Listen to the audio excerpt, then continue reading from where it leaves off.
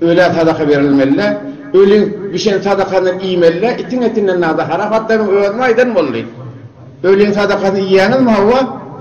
İtin etinden nada haram değil mi oluyor? Na'udhu billahi kelime şehadet ettik. Havaldar olun şu. Muhterem Müslüman doğanım, hürmetli teçhuna huntana. Akışı avam feribi hasene çelim edamı tapmalı. Şu hasene çelim bizim milletin sağdalığından, umum Müslüman Türkmenin sağdalığından suistifade edip millete hakikati kefi beyletin beylek dolap barahim düşündürmeli. Şu taammiyetin doğru değerin hakkında yanlışlay ercebahun takdir yan aradayda şunu öz haddine göre açıklap aytdı da şunu. Hatta şuna takdir haram deyip de aytdı. Şimdi bizim vurduğumuz değil ha. Ercebahun takdir avvalına şuna meşgullar şuna hakkında aytıp gelip. Onun için kadim atacağın niye, pitada aşrağın ne mani diye, pitada barahim taycanağın niye, onun Abdullah'ın kime gördüm bile gördüm iman yerenini sokanlarını hemen öyle mi eşittim yani Müslüman doğun. O zaman sen gelip de barahim tadaka vermek doğru de. Tadakanı bilmeyen eşin etinden haram Müslüman doğun. Tadaka vermek doğru de diyen adam yok. Tadaka verecek olan yetime, yetire, bilmeyen bir de yerdip durana, mescit becereceğe, ölülmeyen duran adama, şıkkılığının havada inebilir kulörde tüyükler, kulörün aşağında teşvat. Şu havada hem tayan, kulör yoktan, kulör alıp vermektiğin.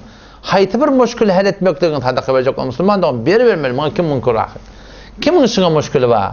Emma siz kıyının tattı var ahim. Şi alıp bariyan, halaf-ı sünnet, halaf-ı şeriat dağıtları, qara tevcih çokul başkanlığı. Müslüman doğun şunun ne işi var ahim? Biz sadece millete aydamınla, Müslüman doğun ağıl bir tertibi ki aramı yüreptir.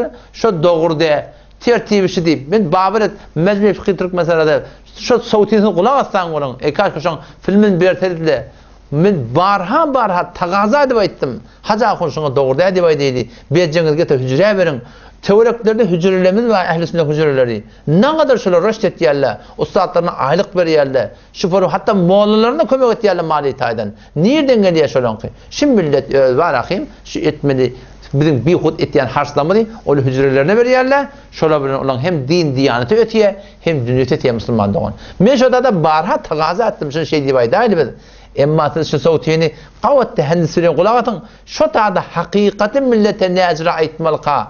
ومن ne yapalım aydıp bular kadiyen elfazlar şol. Olu kon takdirden ağzından çıkıptı. Şu hakikati Müslümanların aydı bilmeyen ağlığında da şeydi.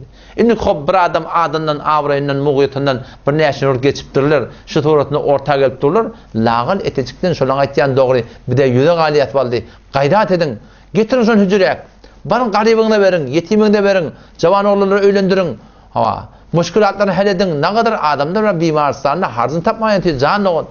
Adamlar ve belirli olup barakında nanı yatıyor, denanı olan sonundan ayrılıp ne kadar şeyler harçlar ki yılla var akım milyar harç oluyor şu Türkmen sehramızda. Şu ayetler hedabet 7 gün tutuluyor, 5 gün tutuluyor. Her günde ne kadar harç oluyor ve her günde ne tane ayet var Türkmen sehrada. Ve sensin hedabetten ne kadar harçlar oluyor. Eğer şu harçlar var akım doğru tuğratını doğru yedik var akım tinse var akım ne kadar kavur. Şu taammiyetin şыңımı doğru derine öyle böyle kıymetin 60 yaşlarından sonra buna ne kitap gerek ne başka bırak gerek avvaldan aydıp veren görün mü? Emma şu arada bir falan şeysini iyiliptir, öğrenciliptir, bunu ekber cüzeye döndürüp şu doğrudan lokanta camılı hacakun. Vallahi yerine biz size hayırha, milleti Türk mesela hayırha, Müslüman doğum bize yamanlığımız yok. Biz şu forum CD urtta varahim, akıllıdan tutulsup, karşı vurup varahim, birbirine hak etmek yamal niyetimiz yok. Vallahi yani siz ödünüz başlayardınız şimdi.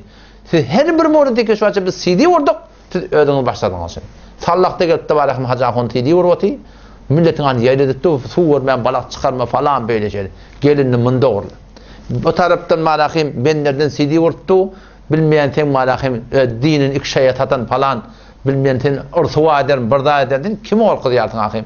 Bir delil getir, bir de korkak adam batak, biz meydana girmer ahim. O taraftan 29 gece radiyadan Vehhabiyet tanıyım deyip, bir de üye girer yargıdan, dinarlı oluşan tanışık ettikti. Buna cevap vermesen bu bir ot. O taraftan ol akılada men pir deyip oturan, yetti barahım Seyfiyan yan pirlerinden, akılan menberine bir şeref temliğ edip, onu beylen teoktu. Bu taraftan da hormatlı teskonda hontana, Müslüman doğunum, bu da sene deneyişin, siz ödünü değil, bizim yerimizde koyun, siz ne edersiniz? Müslüman doğun, cavan doğullum. Sizi ki bizden näde gele bolarsyň, ama Allah'ın şeýdik gelip ýa musulman dogan. Tiziň hiç bir gaýtygynyň aleyhine şu forum sidi urlanak.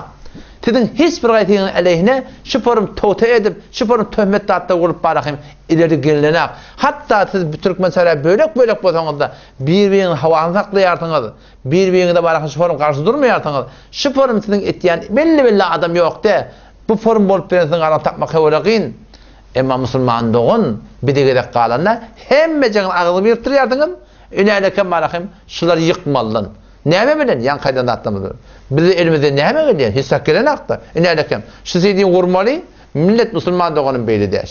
Musulman doğan beýle şeýle däş. Üneleke janyň ýan başyna gatagrak aýdamaklygyňda bolýar. Bu da üstüne otam biz bolýar fitne döretýän, ihtilaf döretýän, siz bolýarsyň mantaga mar aňybaş alimy Allamati, Mufti Azam Türkmen Zehra, Angrbaş dilevari, fesahatli, belagatli. Bir de heyran doğurty. Şu tada siz eger bizim yerimizde bolsaň näme dersiň musulman doğun. Allah temizden tawfik bersin. Baraylı inşallah başyky böyle gurruna hormatly musulman doğunum täçmada hontana men tenden barha tagaza etýän. Tenşi gaty ýalňyşyp dursaň, tenşinden çyndan bir tawba et. Sen eger wagyn tawba etmejek bolsaň, alyp barýan turgunyň doğru bolsa, gel otur şöyle inşallah taala. Sen nile bar diýip hususi mekan bolsun. Biz şu tada film berdari bilen hususi mekanda gawrukma otur şöyle. Ara wagt kesirle millet görsen kim hakykat aýtýan kefi, kimin alyp barýan kefi doğru. Or böyle kurun koydu.